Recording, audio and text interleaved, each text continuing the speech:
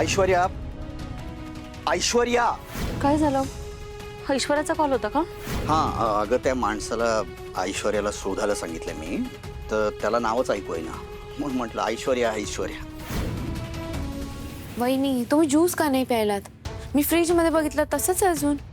अगं आज इच्छा नव्हती ज्यूस प्यायची, पण फळं खाल्ली आहेत मी. बरं ठीक आहे. ह्या दिवसात बाळाला काय हवंय काय नकोय ते आपण सगळं करूयात. करूयात.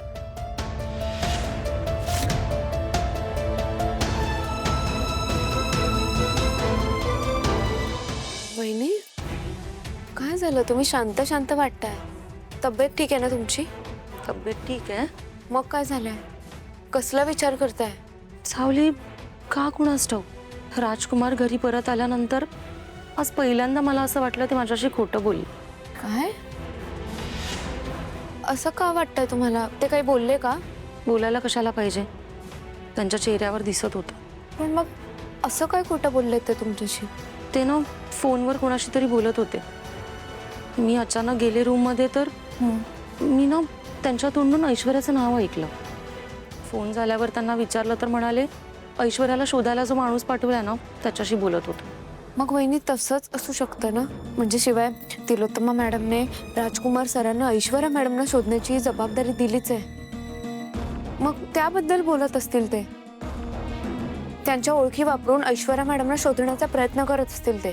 सावली, तुझं अगदी बरोबर आहे. ते त्यांचं कामच करत असतील, पण ते ज्या पद्धतीने फोनवर बोलत होते ना, मला असं वाटलं की ते ऐश्वर्याशीच बोलत होते, त्या माणसाशी नाही.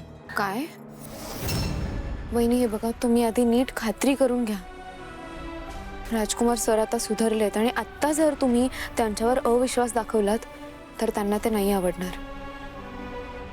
आणि मला तरी असं वाटतं की जर ते खरंच ऐश्वर्या मॅडम सोबत बोलत असते तर तुमच्यापासून का लपवलं असतं? तुम्हाला सांगितलं असतं की. बरोबर आहे तुझं. मी त्यांच्यावर विश्वास ठेवायला हवा, पण ते ज्या पद्धतीने फोनवर बोलले ना आणि मी त्यांच्या तोंडून ऐश्वर्याचं नाव ऐकलं म्हणून बहुतेक माझा गैरसमज झाला असेल. असू शकतं, पण आता तो गैरसमज डोक्यातून काढून टाका.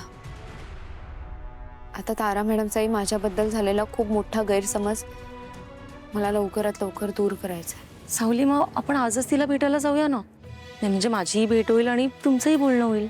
चालेल, आपण दुपारीच जाऊयात. पण त्याआधी राजकुमार सरांबद्दलची शंका डोक्यातून काढून टाका. काढून टाकली.